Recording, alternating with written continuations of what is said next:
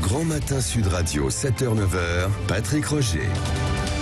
Dans un instant, on va parler aussi rugby. On est à un an à peu près, allez, on est à combien ? Oui, moins d'un an même de la Coupe du Monde.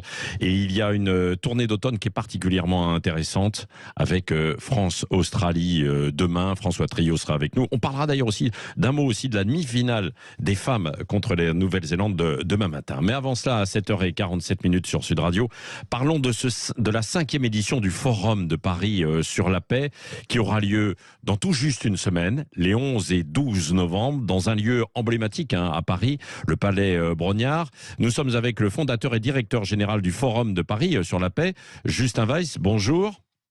Bonjour Patrick. La paix, donc, au centre de cette grande réunion, alors que, Justin Weiss, on n'a jamais autant parlé de guerre ou de menaces autour de nous. Russie, Ukraine, la Corée, l'Iran, l'Arabie Saoudite et bien d'autres menaces. Il y a eu le Covid, il y a aussi le climat. Quels sont les objectifs du Forum de Paris sur la paix ? Oui, c'est vrai que le forum n'a jamais été aussi nécessaire que depuis qu'il a été créé en 2018, parce qu'on voit bien l'accentuation de ces tensions géopolitiques et ce risque de guerre. Non, en fait, ce que fait le forum, c'est d'essayer de travailler sur, je dirais, l'infrastructure de la paix, c'est-à-dire comment est-ce qu'on peut régler ensemble les problèmes internationaux qui nous concernent tous et très très directement de cybersécurité, de climat, de biodiversité, la question des réfugiés, etc. Vous savez, tous ces problèmes qui dépassent les frontières, en fait, et qu'on n'est pas susceptible de régler tout seul, pour lesquels on a besoin d'autres pays, pour lesquels on a besoin d'autres acteurs, et tous ces problèmes qui, à un moment, conduisent à la guerre. Alors, évidemment, on peut agir directement sur la guerre. Évidemment, on aimerait bien pouvoir faire la paix entre la Russie et l'Ukraine ou d'autres choses comme ça. À défaut de pouvoir faire ça directement, on peut rapprocher les différentes parties, des chefs d'État, des entreprises, des ONG et d'autres, les faire venir, les faire travailler ensemble sur tous ces sujets-là pour pouvoir essayer de repousser un petit peu la guerre et d'éviter de laisser la guerre gagner du terrain en tout cas. Oui, mais juste il existe déjà l'ONU. À quoi sert le forum alors qu'il y a l'ONU ? Pour cela, normalement.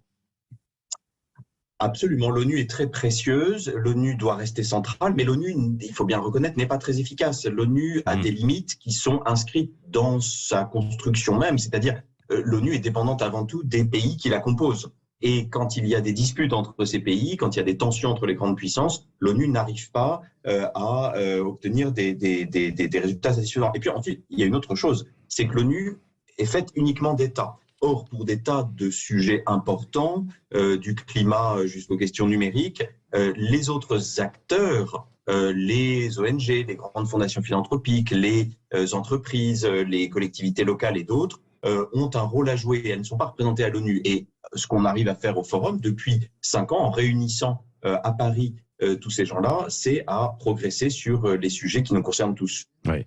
Qui seront justement les invités ? Quelles seront les personnalités d'envergure internationale ? Donc vous avez parlé, on va des communes, des collectivités territoriales en France jusqu'à de grands pays, de grandes personnalités, quoi.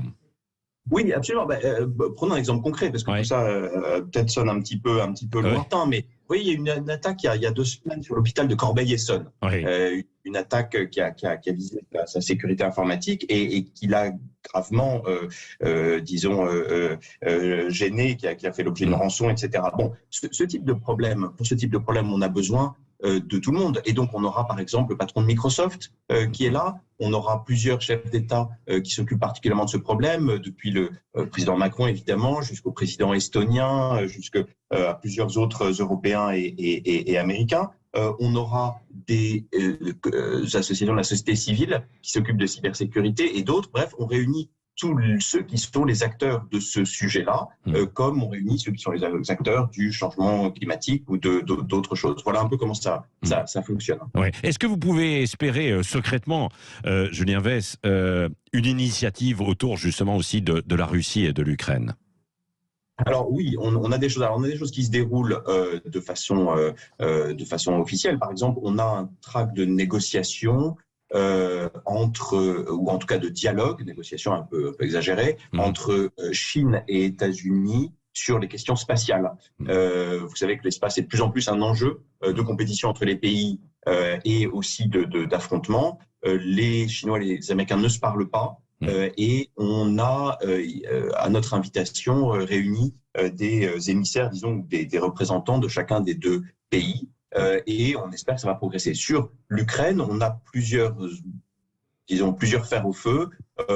La situation, il faut bien l'avouer, n'est pas pour l'instant à la négociation. Donc on ne pense pas que ça pourra progresser. En revanche, on a d'autres sujets sur lesquels on espère progresser, y compris par exemple la question du Venezuela. Vous savez qu'il y a des tensions et une quasi-guerre civile, et pour lequel on a invité les négociateurs de chacun des deux parties. Donc malgré tout, on travaille sur ces grands problèmes. On essaye aussi de faire la paix un peu plus directement. Oui.